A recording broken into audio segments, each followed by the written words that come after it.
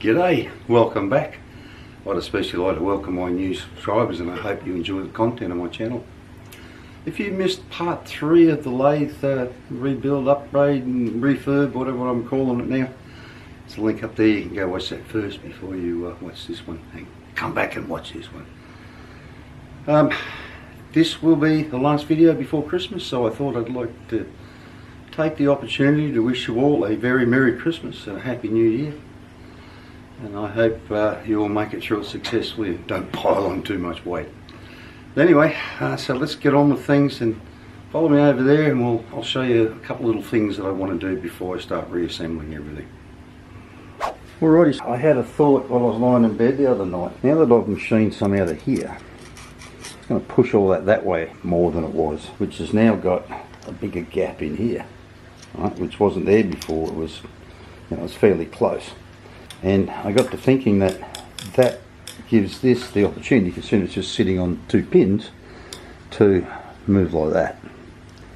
To actually move this up and down. And if you've been a viewer for quite a while, you'd have seen me at times struggling with, turning something or trying to chamfer an edge and having the thing go, and things like that can only contribute to that. So what I've decided I will do is I'll measure this up and make something that'll fill that gap up, so that it can't twist upwards. A bit of plastic that I've got along the bottom should help to overcome anything going downwards. Well, no, it can't go down, because if it's pushing, when you're turning it will push it down anyway, so which is that way. I can't imagine it wanting to lift upwards anyway. Alright, so give me a moment, I'll get that out of there and I'll show you something else I've decided I want to do. Alrighty, so for quite a while I've been toying with the idea of making a follow rest or a steady rest, and I've often wondered how the hell I'd go about it. While I've got this off, I'll drill and tap a couple of holes in here so that I can actually bolt on a follow rest, and for a clampable steady rest I'll have to go across here. And I've got a design in my head for that, but what bothers me is if I clamp it up really tight I could squeeze these in like that. So and I've often wondered, when you're turning, how much pressure's been put on this, or whether they would squeeze it anyway. I mean, they're pretty strong. But so what I'm going to do, and I'm a little restricted because I've got a piece hanging down in the back where the lead screws on, so I can only come up down this way so far with it. I can't block them off anyway, so I'm going to cut up a couple of pieces of flat and just weld them in here so that the lead screw will pass underneath it, and hopefully it'll stop it from squashing up if I clamp a steady rest on it. Alrighty, I was going to use a bit of that plastic, and I have got a piece here somewhere, but damn no, I don't know where it is. But that's the little narrow gib that came out of this table when I bought it, and it's perfect. So I've just tack welded it on there. I'm just going to machine it down to the same height as that. Solve that problem.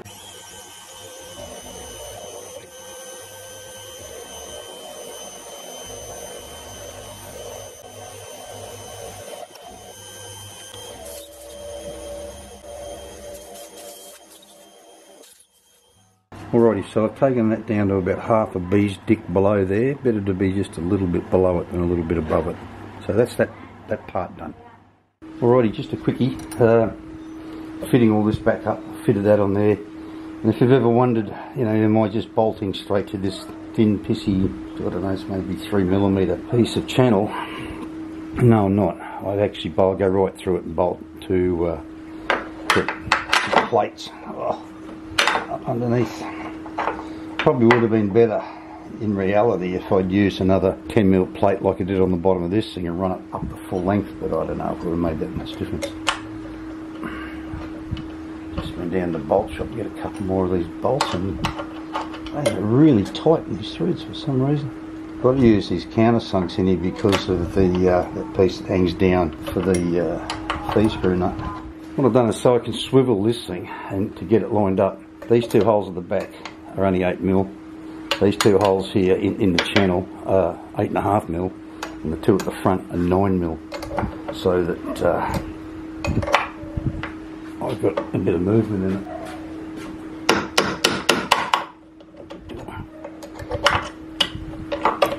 Alright, it's got them lined up.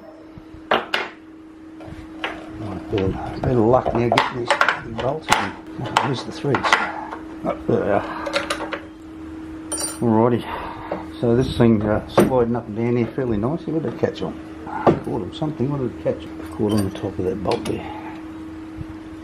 I'll have to countersink that some more. Yeah, I will. Alright, I won't make you watch this anymore. What I'll do up next is fit up the lead screw and all of the power feed to the back here, so that we can power feed it up and down while I can trim it all in. See if we can get rid of that turning tapers. Alrighty, well, I've been stuffing around with this for a couple of hours now and I'm about ready to give up. That is a 20mm shaft, chrome plated shaft out of a McPherson strut, front end shock absorber, and it obviously has some wear in this area just here, but you will see that here and all the way up about 50mm of it here are all pretty much on zero, within about 100th of a millimetre of being in zero. Wait, wrong way, this way, let's go.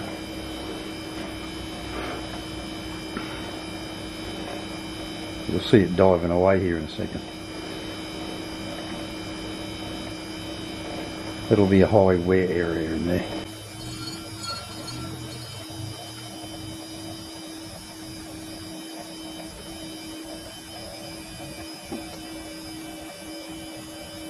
What is going on there? When I ran it that way before, it for 50mm it almost didn't move.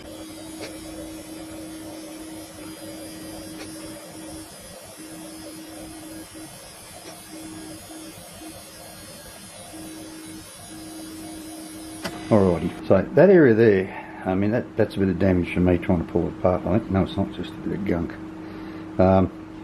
That area there would have no wear in it whatsoever. This area here would be a high wear area, and down here not much at all. So I'm prepared to say that's it, I've got it, and I'm going to leave it at that.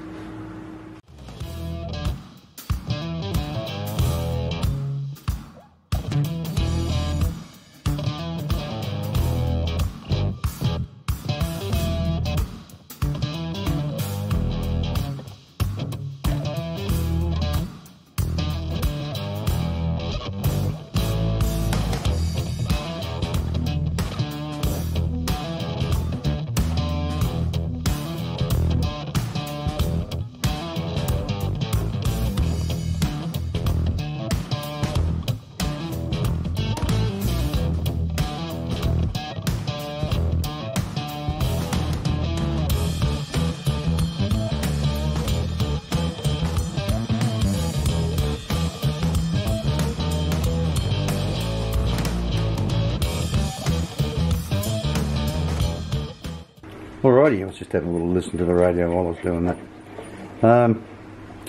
Got a feeling I've got a tight spot when I get all the way to the back.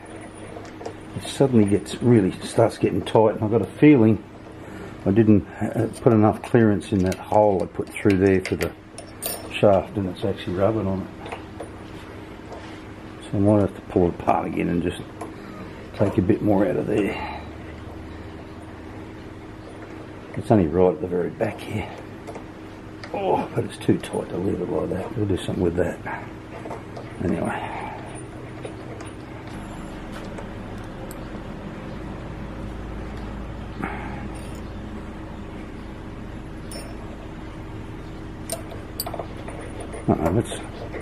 That's pretty much got rid of it doing that. See, it skips a beat there. What's going on? I see. I haven't got that tightened up properly. This gear screws onto a really fine threaded 10mm bolt, and then it's just got this nut here to lock it in place after that. And in here and on the other side of this one there's two thrust washers in there. No, that's got really tight again. Oh, right at the end. Yeah, I think I might have to clean this out in here a bit. But anyway, so next cab off the rank will be get that chuck off there, and I'm going to try and clamp a parallel across the face of this, because I've got a feeling this chuck is not parallel across the face of it. So I'm going to clamp one on there to give me something else to run on, and then we'll true this up, get it right. Alrighty, so I've been messing around with this for bloody ages now, and new things keep popping up, but this is about as good as I can get it. I've been messing around for ages. I've tried it with the parallel across there, but it's too hard not to put a bow on it and still keep it in place. So that's about as close as I can get it. I've got a problem at the moment where when I wind the carriage all the way back out, it just suddenly gets really tight, which is just suddenly started. I don't know what's causing it. But anyway, it's bloody lunchtime again, so I've been messing around with this for so long. So I'll have a look at that after lunch. Alrighty, so I got this thing sorted. It's just a tiniest little bit of tightness right at the very end now, but outside of that, it's winding it out beautifully. What it was this ended up a bit wider than the old one, which changed the relationship between the lead screw nut and this slot. And this morning I had to mill a little bit off the nut so it would move over sideways far enough to get that bolt in, which made this misalign. So I had to slot the two holes where these bottom bolts go into the main plate there, so I could move this whole thing sideways. And it became a bit of a painful exercise, because I decided I'd do it with a little carbide burr until it bit in and got me. Whammy. Yowza, as the Thais would say.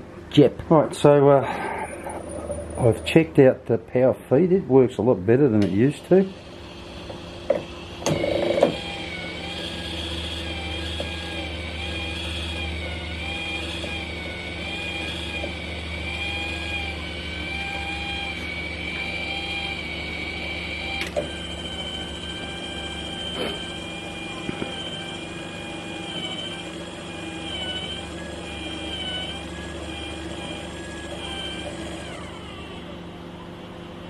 Before you couldn't slow it down and feed it nice and slow, but it seems to work great now. I still have to drill and tap these two holes up in here now that I've got that sorted out, so I'll have to take this right off so I can get at them. I also have to finish making up a wiper for this end. I've got another piece of that felt that I used originally here somewhere. A bit of this stuff. I've got to find that. I might make some new ones for that if I can, and one for here. And that's about it. And we'll get everything back on it and see how we go. See if it actually machines things better than it used to. Alrighty, so I made this magnetic drill stand quite a while ago, and it's never had much use. It normally has two springs on here, but I've had to take them off because I just couldn't get enough travel out of it. But time to get some use out of it.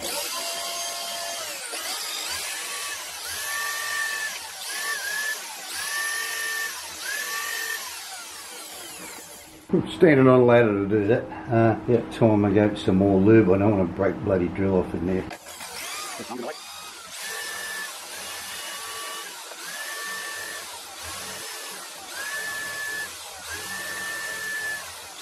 We're through. Alrighty, so I won't make you watch the next one, so it'll be the same shit, different hole.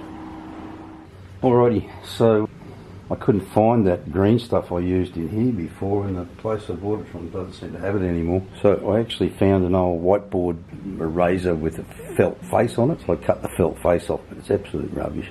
So anyway, not the most elegant looking retainer on there, but it'll do the job. The reason for this sticking out here like that was when I cut the slot in here, when I drilled the hole here, I came too far this way with it. So when it's all the way back, it left a big gaping hole there. What I'd like to do is machine up maybe a brass plug and pop it in there, but to stop the cross slide from coming across too far. But I can't do that without an operational lathe. I've also fitted up all my other wipers, so they're all on there now. So about all that's left to do now is put all the covers and everything back on, the chuck back on, and see how we go, see how it machines things. I'm really hoping it's a big improvement on what it was. I'm not going to put tailstock back on because I actually gave the two bits that sit on here the same treatment I gave these, and machined tops off them, which means it'll all be too low now. But I've got a plan stand on trying to make like two wedges that I can use to adjust the height of it with. I don't know how that's going to go. So I won't even bother filming that. I'll just do that over Christmas while you guys are having a break and I'm having a break, more or less. Anyway, so I'll get all this back together and then we'll see how it all goes. Oh, that's the other thing I've got to do. I've got some other screws for here, some shorter ones. Need to replace them yet, but we'll get on with all that. At this point in the video, I'd like to thank my patrons once again for their valued support. If you'd like to become a patron, there's a link down in the description. You can join up there and toss me a couple of dollars every week, because every little bit helps. If you don't wish to become a patron, there's always buy me a coffee. There's a QR code there on the screen you can scan now. Or if you don't want to do either of those things, you can use that thanks button down there. Alrighty, so I've got it all reassembled. I suppose it's that moment of truth. I want to see how well it cuts and whether I still cut tapers or not.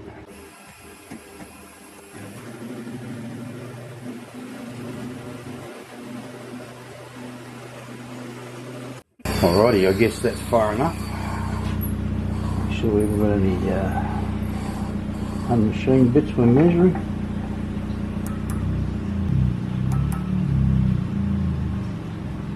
You can read that or not. So that's 21, 2, 3, 4, 5.34.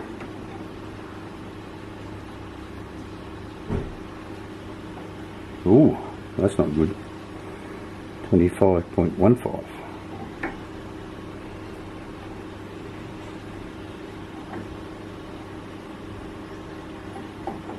That's probably bloody worse than it used to be. Yep, 29, 25.29. And like a cock and a sock up that end. I'm just looking at my vernier. God, this workshop is such a mess, and I'm going to spend between now and Christmas cleaning it up. I think there's just stuff everywhere. 4 weeks of this. Oddly enough, it's gone the other way around. Before it used to cut this end smaller than this end. The one thing I haven't done is check to see if these spindle bearings need adjusting again. I'm pretty disappointed about that.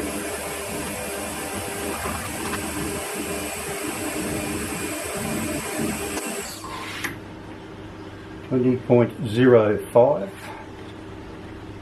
Jesus.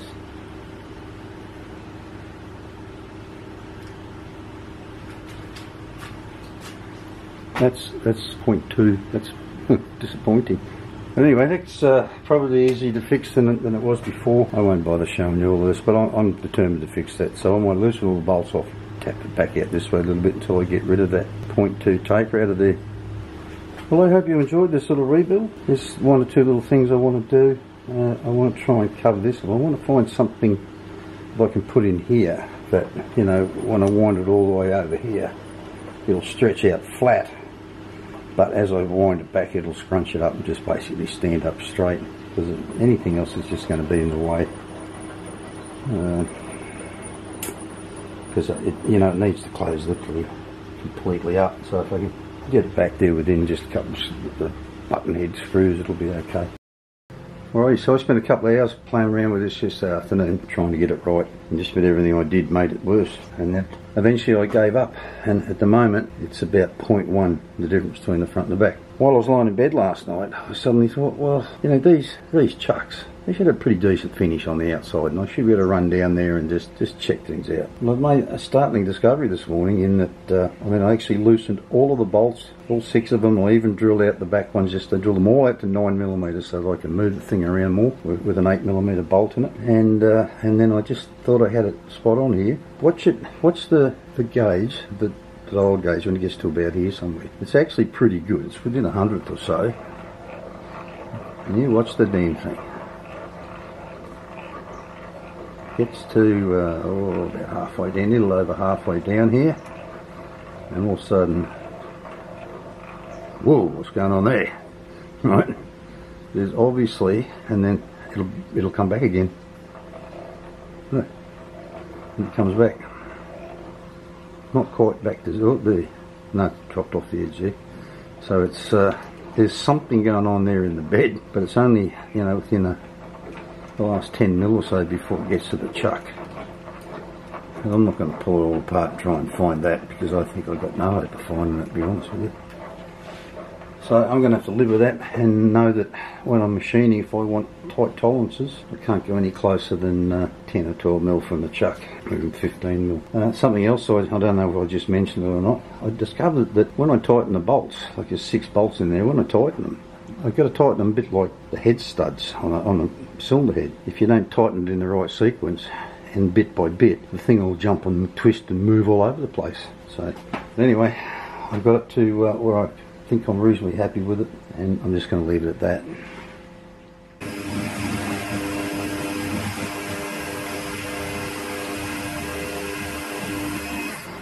No one can complain about this thing being noisy anymore. I didn't turn the sound down then, so alright, let's see what we got here. Should lock it up.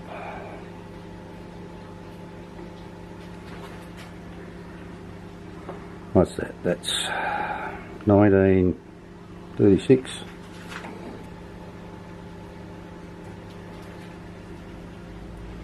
1929, so it's about 700s.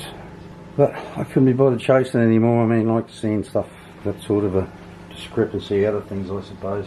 For those of you who hung in and watched all 4 parts of this, thanks for watching.